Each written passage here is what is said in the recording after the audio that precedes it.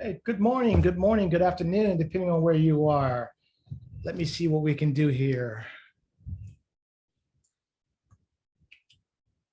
So, first of all, I want to see if everybody can hear me okay. How's your volume seem? Atif, can you take him off mute?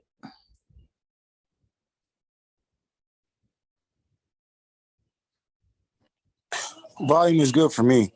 Ah, beautiful. Thank you, sir. Thank you. What about Tanada? How's your volume there? It's good, thank you. Thank you. Beautiful. All right. All right. So what I want to do is we're going to kind of move forward. Were you guys, either of you in 2 weeks ago in the presentation I did 2 weeks ago?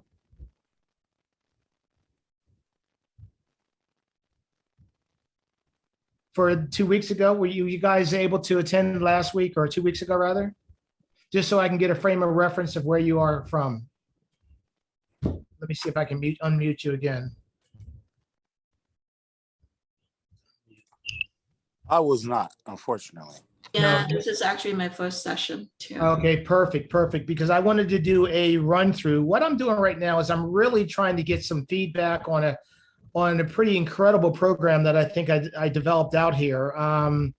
And I want to walk you through what I've learned from the standpoint of the understanding of where creativity comes from. And it kind of, if you're familiar with Neuro-Linguistics programming, then that really helps to set the stage as far as how we all interact. So would you guys be familiar with Neuro-Linguistics programming?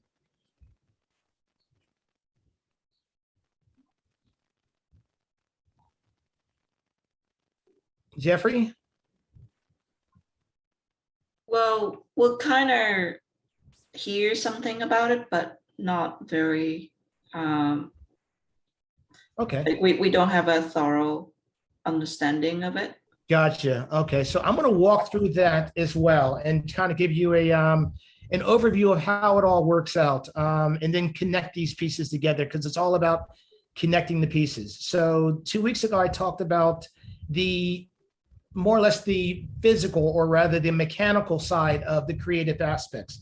If you think about how we are as human beings, and this kind of also goes into Neuro-Linguistics programming, but as human beings, we use our 5 basic senses to interpret the world, to interpret all of our interactions with the world.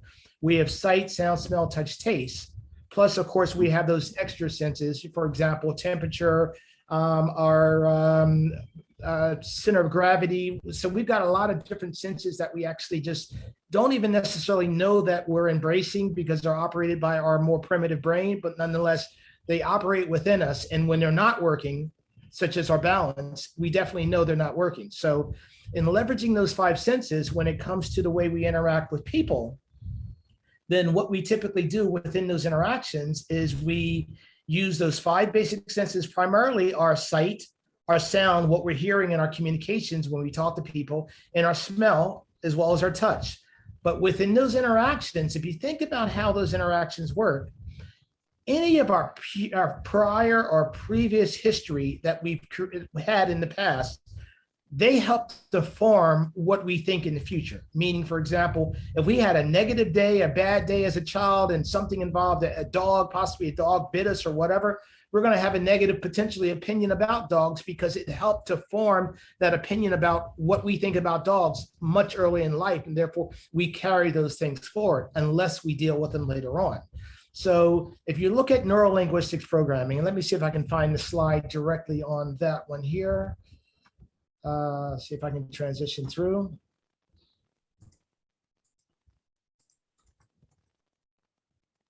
So here's basically a setup for Neuro-Linguistics programming. I'm going to transition this one in. But basically, this is how Neuro-Linguistics programming, it's an introduction. It looks at our past experiences and our past beliefs, and it helps us to get an understanding based on our past beliefs of what we're going to determine coming out of this current conversation and how we're going to look at things going forward in life. And it can be a very, very powerful thing. I think about one situation that I was in back in Costa Rica in '96. And if you're around or from the Philadelphia area in general, you would remember a storm that we had that year where it was close to I think, close to 6 or 7 feet of snow that landed here. During that same time, I was in Costa Rica. And here I was, a guy, hadn't finished college just yet. I was pretty awkward. Didn't feel real great about myself. I had severe acne, so I had real challenges of self-esteem. But I remember going down to Costa Rica to learn Spanish. That was my goal, to be able to learn how to speak Spanish, to be able to explore the world, possibly live in South American countries. That's where I wanted to be. But I remember being in this bar in Costa Rica, and this young lady walks over to me, and I see her approaching, beautiful. And right off the bat, I was kind of put off center because she was so attractive, and she was walking over to me, and I wasn't sure what to say because I knew I didn't know how to speak Spanish, and therefore I knew it would be an awkward situation. So a young lady walks over to me, she steps very close to me, and she's looking at me, and then she speaks. And I say automatically to her, I'm sorry, I don't speak Spanish. And she says to me, I'm speaking English. She was speaking English to me the whole time, but because I had set myself up based on my past experiences, my period experiences, and my low self-esteem, I automatically could not hear her. Anything she said, my ears were working, they processed, or rather they captured the information and brought it in, but I wasn't able to decode it because I wasn't set up properly. I knew I couldn't, and therefore I couldn't do it. So that was how that worked with that, but it's also how it works with regards to how we handle our beliefs. Neurolinguistics programming would have you go and decompartmentalize that, break it down to really try to find out, why is it that you think the way you think? Because if you're able to really understand how you're thinking, why you're thinking, and let's just say what conclusions you're drawing, then you should be able to go and decouple that and then really start getting a much better view of how things really should work. Now, this was one of the first slides I showed in the last presentation. You've probably seen it before. Steve Jobs, again, you can't connect the dots by looking forward. You have to look backwards because I'm having a hard time seeing it here. So you have to trust somehow that the dots are going to finally connect. But that's the whole thing about experiences. Our experiences that we've had in the past are what determine what we're going to be seeing in the future, how we're going to make a deduction of what we see currently when we go forward into the future. Now, what I want to talk to you about specifically is this particular area right here where it says you have to trust your gut, destiny, karma. So if you think about really the way things are working, let me see if I can kind of switch slides here a little bit. If you think about this whole expression about you have to trust your gut, then we talked about last week or 2 weeks ago, the mechanical side of how we as humans experience the world. Again, using the 5 basic senses. When we walk into any situation, we generalize most of our lives through those situations.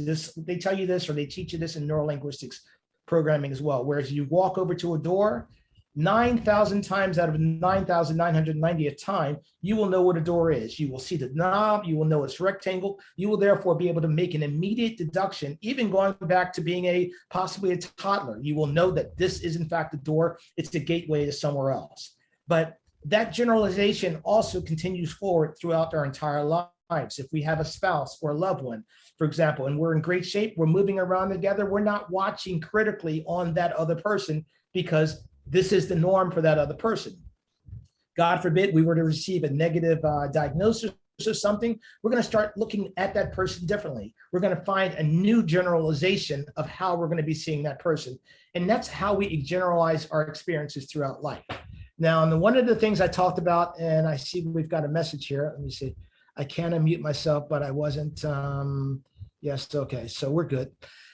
So if we're generalizing our life, walking through these experiences, then this is what we talked about as well last week.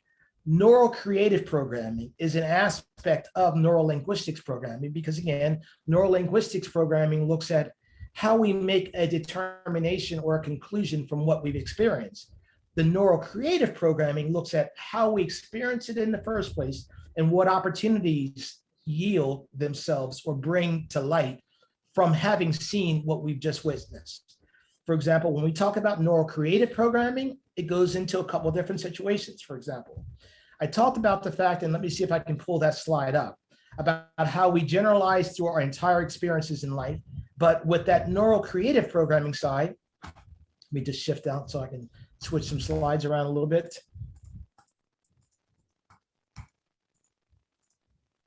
With the neurocreative programming side, it works a little bit differently because we're capitalizing on different types of senses. So for example, if I transition in here, neurocreative programming, the neural is still the same. The neural aspect of it is the 5 basic senses plus. Again, I use the word plus because there's a lot of different things that we may not even have an understanding of, but nonetheless, they're senses that operate within us. The creative side is the opportunities that we see, or rather the experiences that we have itself, and then what we draw from those experiences. So it's, I noticed something caught my attention. It's mulling that over, what caught your attention that's different from the average person that just generalizes scenarios. When it captures your attention and you mull that over it, you wonder about it, you ponder it, you deconstruct it, you break it apart. That's the part where you're really developing a better understanding. Now, say for example, we see something, it catches our interest, whereas the other person just moves on in life and never notices it.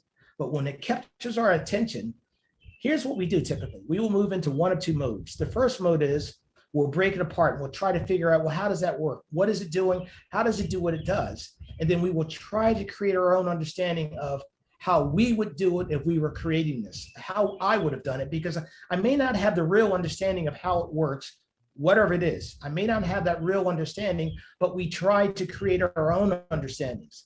That's truly thinking differently, because you're going to come up with a conclusion based on your experiences that are completely different from anyone else's experiences who's going to try to create the same thing, because their experiences are going to be different.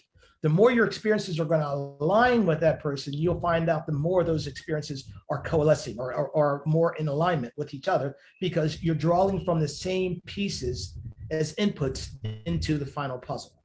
So with neural creative programming, again, it looks at the situation or the experience and it tries to find out, well, what is that and how is that affecting me? And I say primarily it looks at two different things. It looks at the thing of minimizing the risk associated with any experience that we have.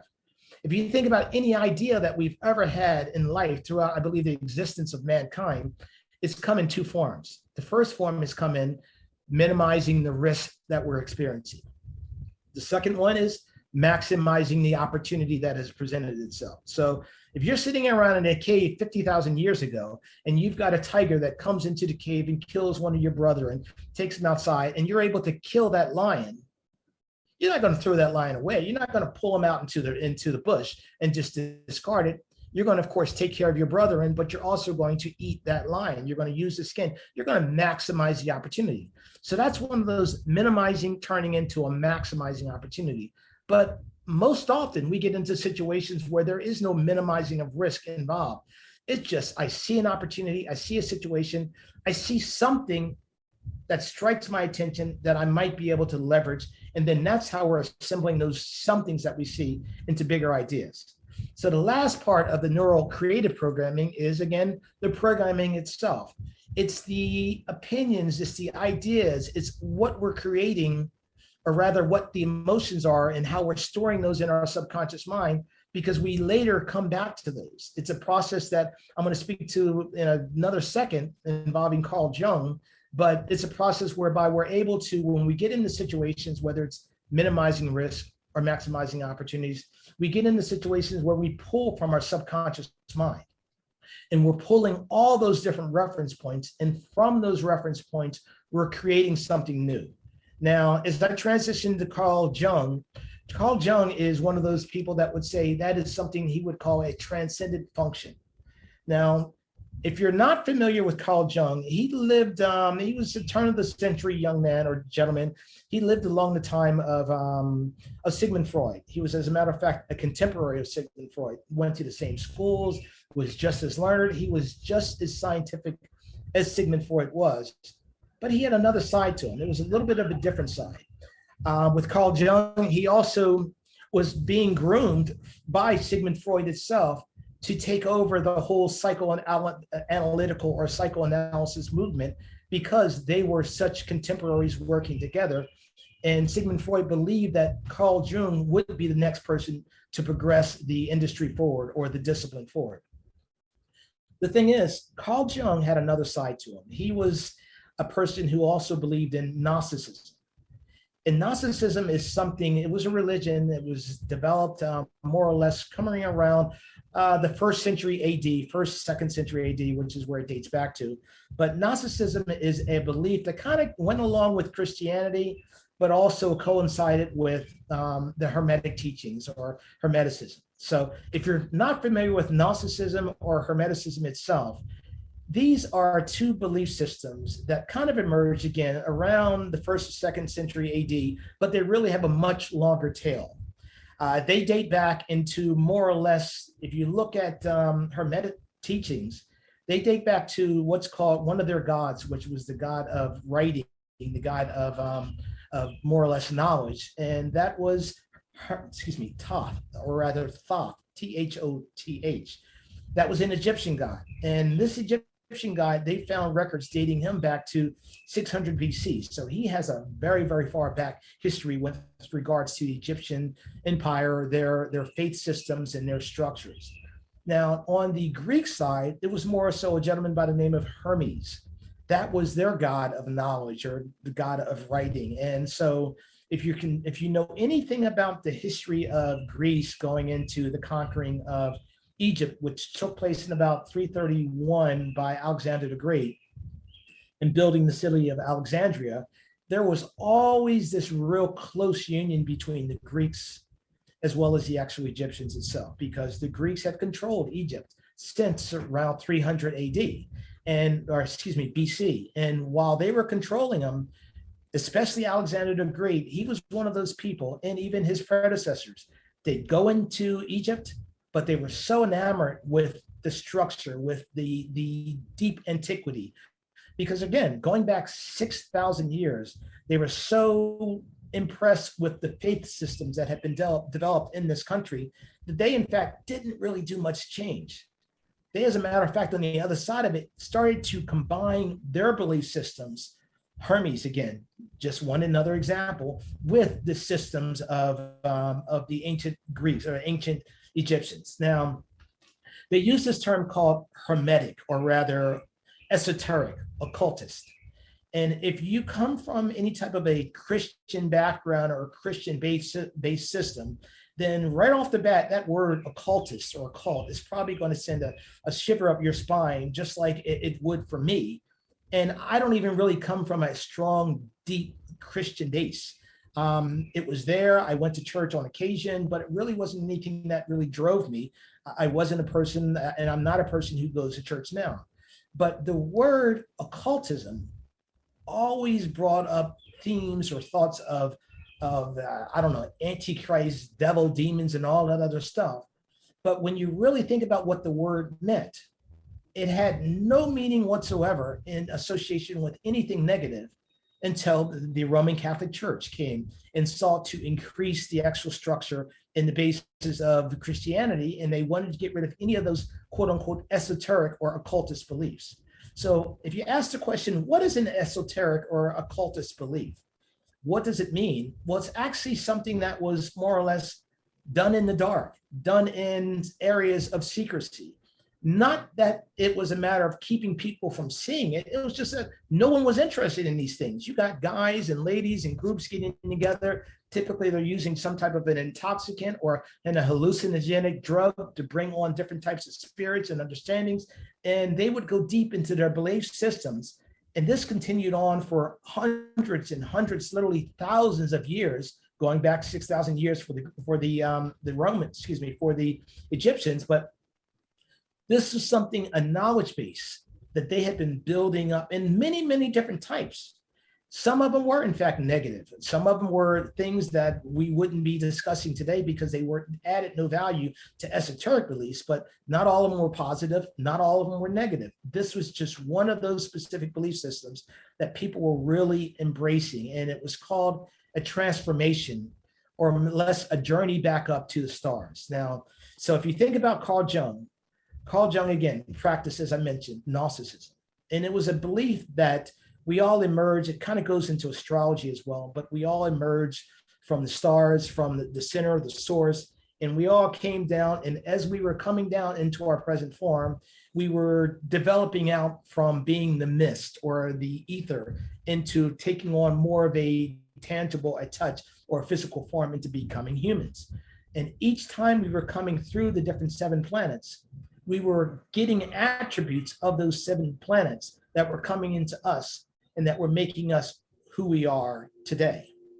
The thing is, with those different types of attributes that we were grabbing from the stars as we were coming through, these were negative attributes. These were the negative sides of our persona, our ego, the different things that challenge us and don't allow us to move forward and move up to a higher level. And so what the Carl Jung would say and what the Gnostics believe is that your goal or your drive is to get revelations from the source that will help you to move forward, to propel your life forward, and to elevate back up through the stars so you can go back into the source. Now, that's where Gnosticism was focused. Hermetic teachings were completely different. They came from the same basis. They came from a gentleman, more or less, and they don't know whether he really existed or not. It existed sometime in the deepest of antiquities, meaning before 100 or 200 AD, going back to even the first civilizations of mankind, for example. They thought this was and these were the deepest of teachings of God speaking to spirit and man and telling them the stories of how we existed, because that was the story. It was a story of a gentleman by the name of Hermes Trismegistus, 3 times great. And again, he was part of that Greek god, but it was supposed to be an actual man who had lived from the beginning of time, a contemporary of Abraham. And he went through this revelation, one that, again, Carl Jung spoke about as well. But he went through this revelation way back in time where he essentially was able to take on and heard from the source these understandings of mankind and what our destiny is, what our job here is on earth, how we're supposed to be operating on earth, understanding about, in fact, understanding about the evolution of man and about God itself and our relationship with him. And the one big thing that his belief system, or the Hermes itself, the belief system would teach, was that it wasn't a matter of you as a human receive revelations and therefore you are divine if you receive the revelations. Hermes Trismegistus and Hermetic teachings teach you, on the other hand, something completely different. They teach you that, in fact, you have the power. You came from the same source as the energy and as the knowledge itself, which means you, being part of that source, are able to tap into that knowledge and extend that knowledge. So some of the things they talk about, for example, is active imagination. This is what Carl Jung spoke of when he entered into this transcendent function where he was able to gather understandings of things that would have been otherwise impossible to have understood. Now, I wanted to show you one slide because I thought this one was dramatic or rather important for me, but this one is a slide of, let me see. Let me see if I can find this one slide. So if you think about mankind and mankind's journey, if you think about how far really we've been here, one thing that Jung would always speak of is he would speak of something called, again, the archetypes. And the archetypes were pictures, or more or less, and understandings that we've developed through our regenerative lives, coming back multiple times in reincarnation. And each time you're coming back, you're bringing memories of the archetype, or rather memories of the species going back into deep antiquities, which means that you would be gaining memories of experiences that had occurred. You'd be gaining memories of your psyche. I mean, that's why they say, for example, children coming into life have past lives experiences. They're very close to that source when they were there. They also speak of how, for example, we come with these archetypes and there are certain understandings, and therefore we're coming into our lives with certain personalities that eventually emerge. They're not personalities that we are actually just necessarily developing here, although that's part of it, but it's also transcendent personalities that we've had from prior life experiences that we all retain, therefore they remain in our subconscious mind. And if you really want to consider how that's working, then I wanted to show this particular slide because it was important to me. If you think about the fact that we kind of came out of Africa from the standpoint of Homo erectus, that was roughly 1.8 million years ago. And when they arrived out of Africa, they went through the different parts. They moved into, for example, Europe, Homo erectus was there, as well as you would call them Peking man over in Asia. But when they got into Asia and they got into Europe, they changed because principle of a cause and effect, vibration, everything changes. When they got there, they developed into Homo neanderthalis in Europe, but they also made their journeys back into Africa, becoming Homo, what is that, I can't even pronounce that ever word, but coming back to Africa, Homo heidelbergensis. And then it wasn't until Homo heidelbergensis, about 180,000 years ago, developed into Homo sapiens. Homo sapiens moved down, we moved into becoming meat eaters. And therefore, when we were developing and coming into meat eating, we were developing a different structure of our brain. The synapses were working different. We were getting different proteins, different nutrients that were changing the way our brain works. If you ever heard a gentleman by the name of Terrence Howard, I believe Terrence McMillan or something to that effect, I'll find it and post it. But he had a book called Food of the Gods. And he spoke of the stoned ape approach, or the out of Africa stoned ape idea, whereby apes, animals, these early Homo sapiens, or rather early humans, would be moving through, and they ate anything that they can actually find. And one of the things that they partook in were mushrooms. You'd call them psilocybin now, or shrooms, but there was a great and active use of mushrooms from the standpoint of, A, it was nutrients, but also B, it was moved into their belief systems, and because it created hallucinations that allowed their brains to develop further and further and further. They extrapolated it on thought while they were using these hallucinogenic drugs.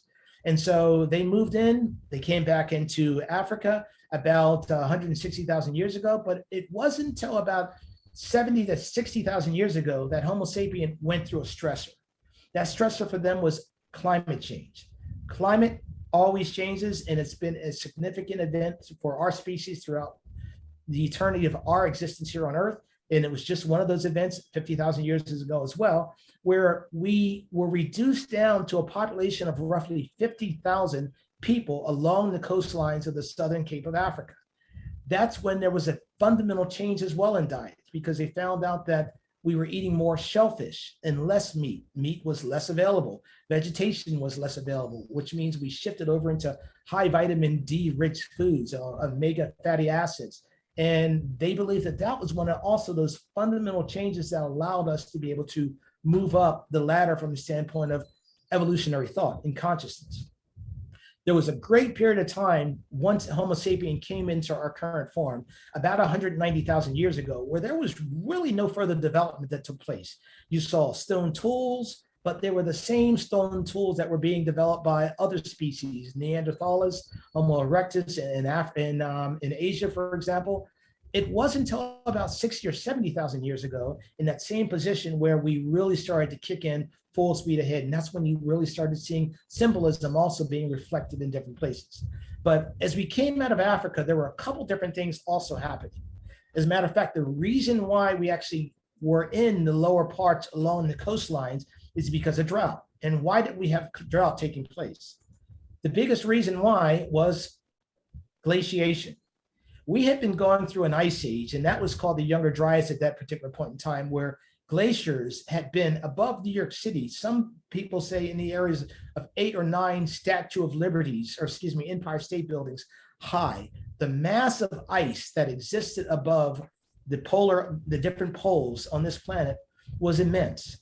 And when you think about all that water being trapped in that ice, then you've got water that's not in the oceans. Remember, water is not being recreated, it's being regenerated from that which exists here already, but there's no more water coming to our planet. Everything that came hundreds of millions of years ago or billions of years ago, which means all we have is all we have.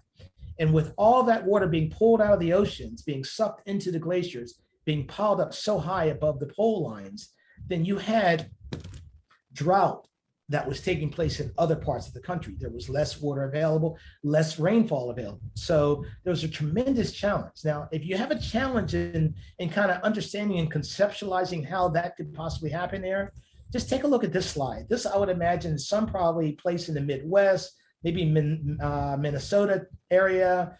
but you're looking at packed snow over just one season. And we don't even know how many storms it took to build this much ice up, but that's packed snow over one season. Imagine going through season after season after season for perhaps 1,000 years, where the seasons don't drop low enough or high enough in the summer times to allow this to melt, which means you're layering upon layer upon layering of ice. And that's exactly what happened with glaciers. Everyone knows about the story of the floods. Every major religion incorporates that in as part of their human psyche, because that was part of those human experiences that we've all been through. That, again, would be something that Carl Jung would call one of these archetypes. It's an experience that is known throughout the history of all humanity, and therefore there's a little bit of that understanding within all of us. So what happened after that, though? We're talking about 10,000 years now, 9,000 years, 8,000 years, as man is beginning to really form up in certain areas. There's one significant event. I want to show you this one because it really gives you an idea of the germination or the creation of an idea. So I'm hoping you can actually hear the volume when I go into this one. It's really only about 45 seconds long as a clip. I can play it. This feeds major river systems, just when farmers need the water. So without these tectonic collisions, without the creation of these mountain ranges, we wouldn't have these tremendous river systems that have been so vital for subsequent human history. Here in Mesopotamia, two of these Alpine belt rivers, the Tigris and the Euphrates, flow down right into this region of early farming.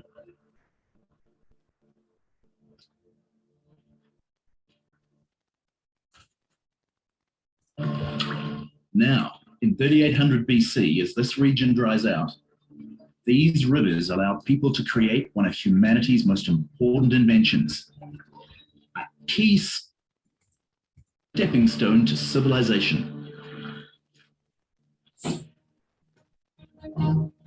They begin to channel the rivers into a maze of canals and ditches that soak their fields throughout the summertime.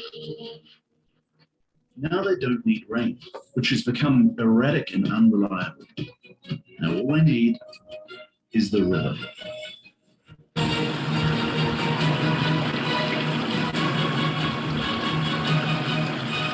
We can just imagine these early experiments in sort of ditch digging that must have gone on. Early on, this is done on a very small scale.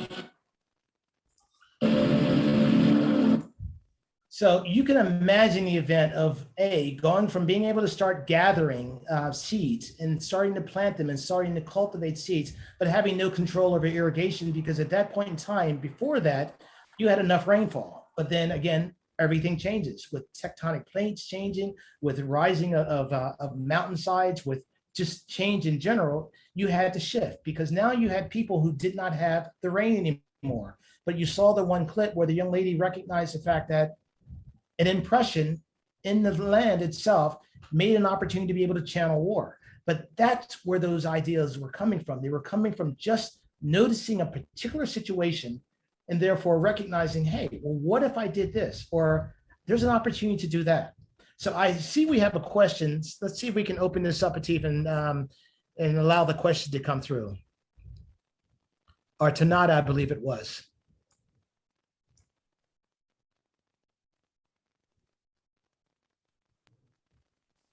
Hi, do you think it has something to do with how our genes have been structured?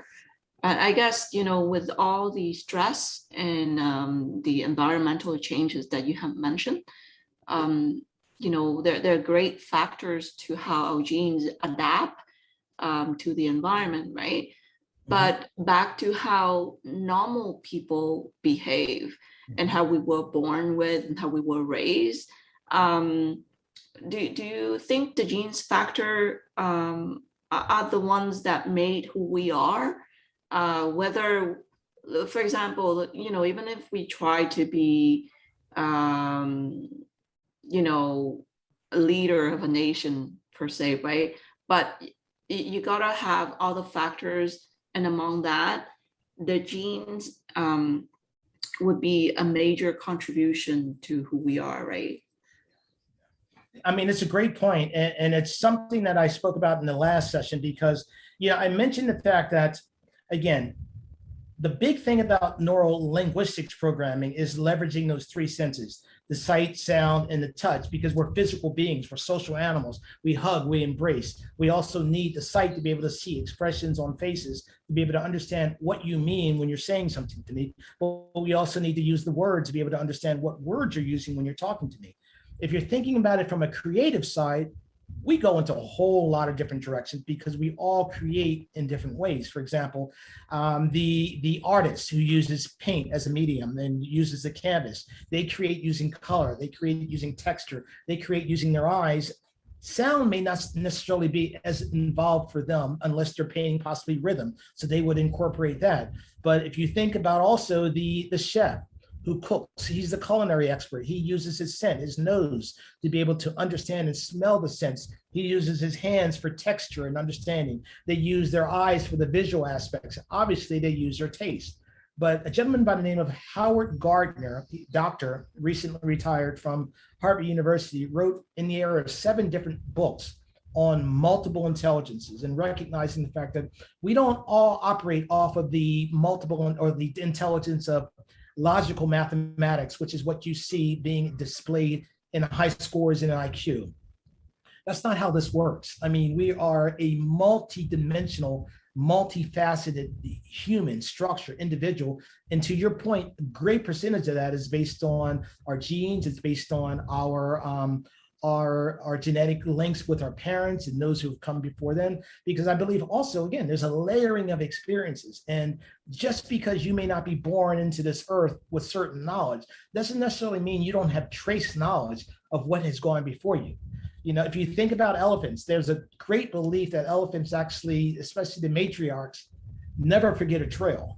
And it's not even just they don't forget the trail, it's trails that their parents and their foreparents and the parents before them, that information is passed down to the elephants or animals, pachyderms, to be able to remember as well. It's just one additional way to help those elephants survive.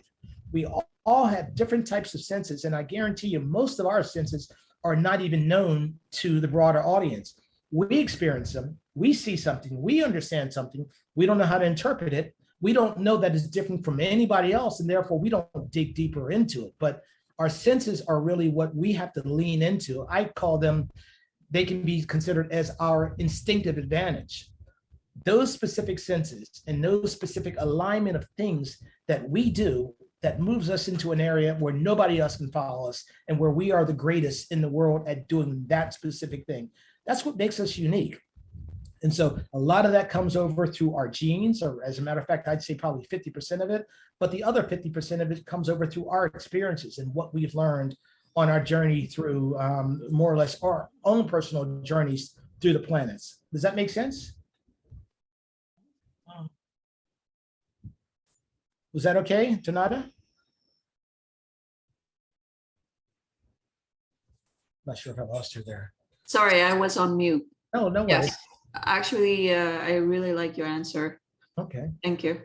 Okay, no worries. So now let's move on to one thing, because I want to talk about something that Carl Jung believed in. Again, there are so many different things that are involved in Hermetic teachings. For example, well, I'm not even going to go into things involved in Hermetic teachings. One thing that Carl Jung was very interested in was a concept called alchemy.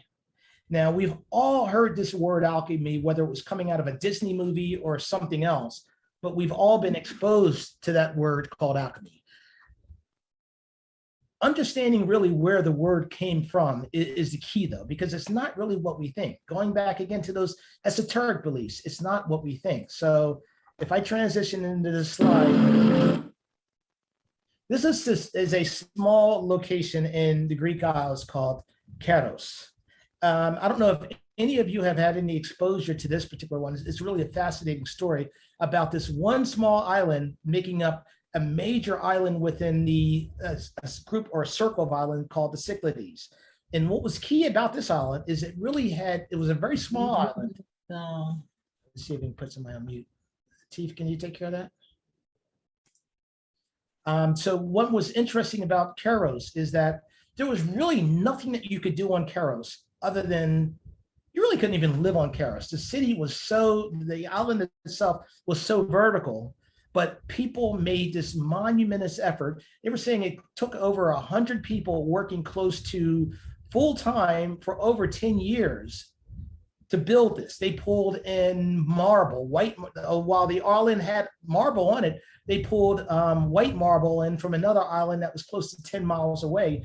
And they did all this stuff by boat. So Keros was a very significant island for them. The one thing that was important about Keros, and they evaluated this was about 2300 BC. But the one thing that was very important for this particular island called Keros is that they recognized that this was a ceremonial island and it was primarily used for the production of metals. So if you're thinking about us coming into the Bronze Age and where they're starting to be able to figure out how do you turn this thing, this rock, this colored object that I pulled out of the earth into bronze, for example, for making of metal, of weapons, or making of jewelry, or making of tools, then you can really kind of harken back to a period whereby the ceremony was greatly deep in the fires, and there was a great deal of activity taking place around the firesides where rocks would be piled up around the hearth to protect it. And if you can kind of extrapolate out, maybe, I mean, I've thought about this before. Who came up with the first idea of bronze?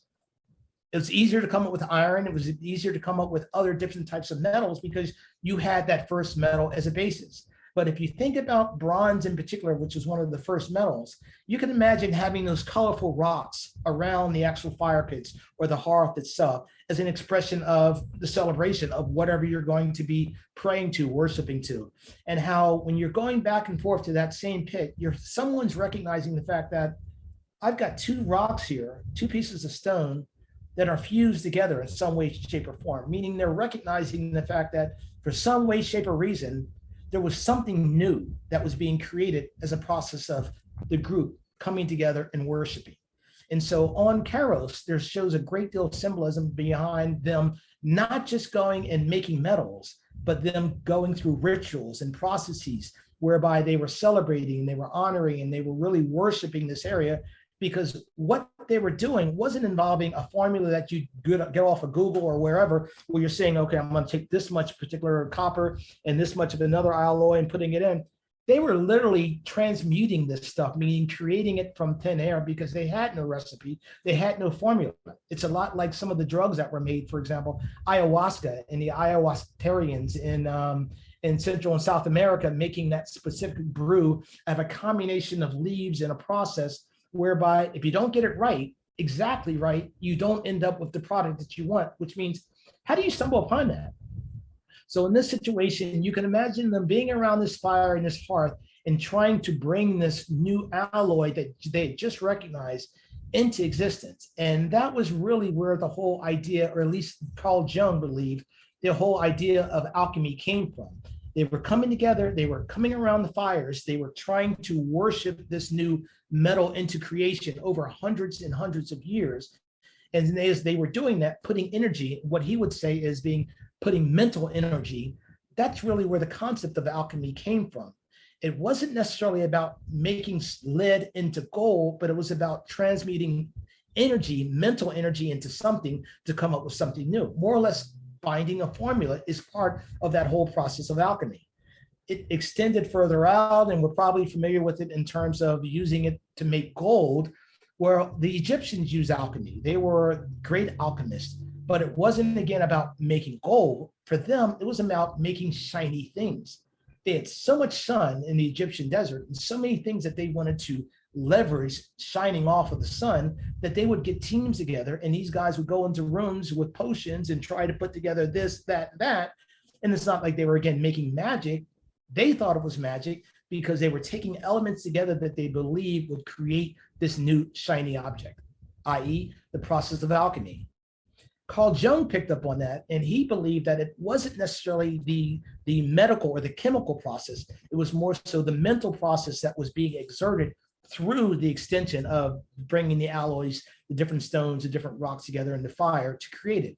But the most important part was the actual process itself of the mental extension or the focus, the thought that was provided into making something new. That's the whole thing.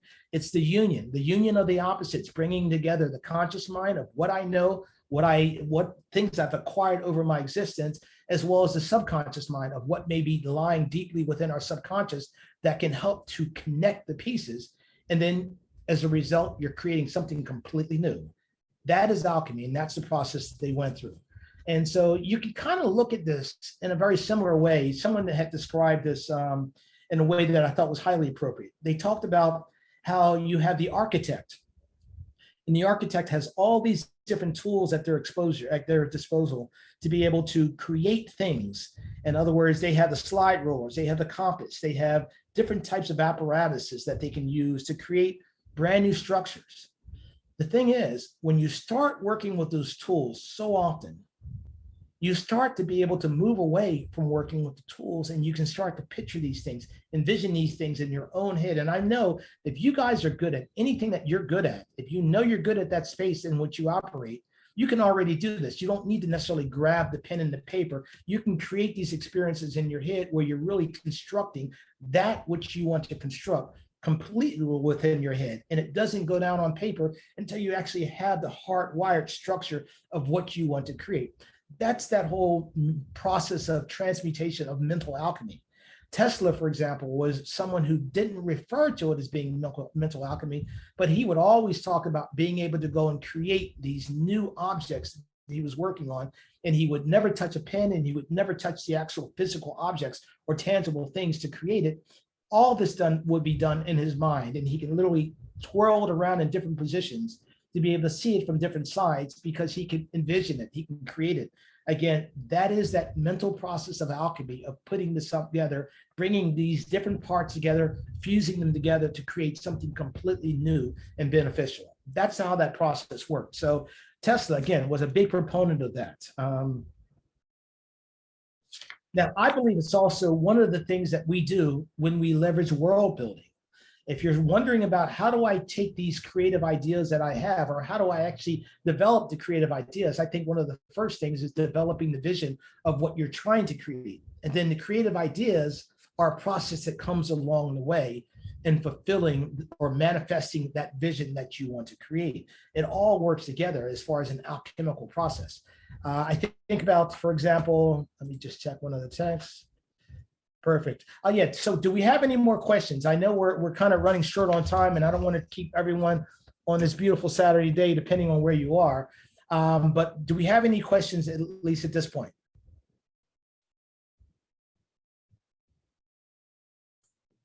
Yes, actually, I kind of do. You know, with all this, you know, aside from the genes and environmental factor, don't you think that for NLP to really work well, you gotta be sort of in the right environment where you would be able to kind of express yourself, and then the same group of people can comprehend what you're trying to say, right? For example, if you were to present this to a group of people that perhaps, let's say children, right? They wouldn't be able to capture what you're trying to say, and therefore wouldn't appreciate what you're trying to say or make use of it, right? So I think the audience and also the structure of how we want to utilize the NLP and the effectiveness of it, it's quite critical. So with regards to that, like, what sort of recommendation do you have for someone who's trying to improve the NLP and be able to communicate and try to get the audience to understand what they're trying to say? I think that's a great question. The biggest part of that, I think, is understanding really, it's the interpretation. You know, if you think about, for example, how we communicate, you just spoke to me. you spoke to me in my same language. You spoke to me in a tone and a way that I can very easily understand you, because again, we didn't add in variables that I wouldn't be familiar with. For example, you used English. So that's a variable I'm very comfortable with. You spoke it at a tone or at a pace in which I was able to process it very easily. Therefore, there were no challenges associated with me gathering your information. If you think about communication and what happens, when you think about what you're going to say to me, you have to first think about what you're going to say. You have to think about it in terms of, again, culture, again, language. I can hear, so it's not a matter of me not being able to hear. You have to switch to other ways of symbolizing it, but you're encoding a message to me using a vocabulary and a structure that you believe or you're hoping that I will be able to interpret. I'm having to hear that, possibly through the noise that may be existing within the room, but I'm taking it and I'm having to process it. I'm going through a process of decoding it, breaking down and trying to align it with my vocabulary and with my meanings and my structure, and therefore coming up with my own answer to your question and then having to formulate my own. So here's the thing about that. Everything is about the layering of experiences. Someone described it as being, for example, like composite photography, where you'll see an image and the image will have multiple layers of other images on top of it, and you're seeing the composite of all these different layers. That's the way we understand as well. We understand through the composite of different layerings of experiences of the same thing. The problem with children is that there's no problem with children, but the challenge with children is that they don't have the layerings of experiences from which they can draw from. That also kind of goes into Carl Jung's archetype and his archetypes of things that have come through the history of mankind. That symbols, for example, is one common example of things that appear all around in all cultures across society. And these are historic or ancient symbols that we're all very familiar with, but yet we may not have ever been exposed to them. As soon as we're familiar with it. There's some type of a familiarity that we feel with the particular symbol. Again, that goes into that historical reference of the archetypes of things that have come down, such as the fear of spiders, for example, or the fear of snakes. These are things that are part of a species that are something that we've gathered, possibly, and it started way back even before when we were in our Homo sapien field or structure. So as far as children are concerned, it's still a matter of reaching them where they are with the vocabulary and understanding the layering of experiences that might limit them in being able to truly understand what we're saying to them, and then therefore adjusting or accommodating accordingly. So I walked through a number of different things. I wasn't able to move into the direct area of exactly how do you leverage these things, and even more importantly, what is it that we're actually retaining in our memory? Because I keep talking about composite photography. And if you look at a gentleman by the name of Richard Burke, who wrote a book called The Cosmic Consciousness, he spoke about the fact that, and Carl Jung also attributes the same thing, the fact that we're still all evolving. And the next level of evolution for humans would be the evolution of consciousness, whereby we move from this whole concept of recognizing, understanding, having of becoming conscious of, aware of something, to moving into a space where we become omnipresent of that which we're seeing. It's the phenomenon rather than moving from the noumenon to the phenomena. So we're all conscious of more everything, but that is a process of evolution that our conscious mind is going through. And it may take many, many more lifetimes, but it's something that we're seeing as we're able to tap more and more into that other type of a mind or an other type of experiences that we've had in the past. So I want to thank you again for coming in today. Thank you again for coming in today. Truly appreciate your time.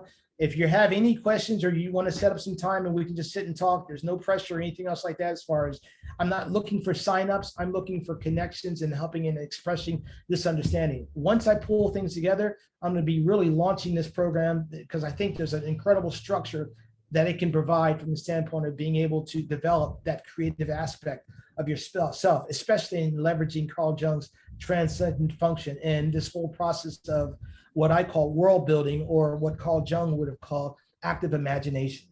So again, thank you for your time and love to hear any of your thoughts or experiences, but truly appreciate you. I hope to see you again in 2 weeks back. Cheers. Thank you again. Thank you very much, Ty. Thank you for the time. Well, Beautiful. Yes. where will I have access to more of this? I'm actually in Neuro-Linguistics. I'm a practitioner myself. Okay. So just finding like minds is very, it's not as easy because it's not a concept that's, readily understood by a lot of people, or there are a lot of people that's not even aware of what's happening in the art of communicating to someone. And, the verbal cues, the nonverbal cues, the tonalities and things of that nature. So I really appreciate you taking the time to actually enlighten us more on what this is. Where can I find more information about what you have to offer? Or how could I actually contribute in any kind of way? I would like to know that information if you have it. Well, and so this is what I was saying about, come to my website at thinkdifferentnation.com and schedule some time. Nation. Okay. Yeah, thinkdifferentnation.com. Schedule some time, and it's free, so there's no charge or anything like that. But I'd love to connect with you and see the directions you'd like to go into, because again, I think there's certain things that we're missing, and by connecting those dots, it can help you to be able to be that much more effective, whether it's in neuro-linguistics programming or neuro-creative programming, and deciding on where you want to take it. So I'm really looking at doing some seminars in the upcoming in the near future, but I'd love to get your feedback direct one-on-one. So please schedule some time if you have a chance. Absolutely. I appreciate you. Thank you. All right. Thank you again, and have yourself a great rest of your Saturday. Cheers.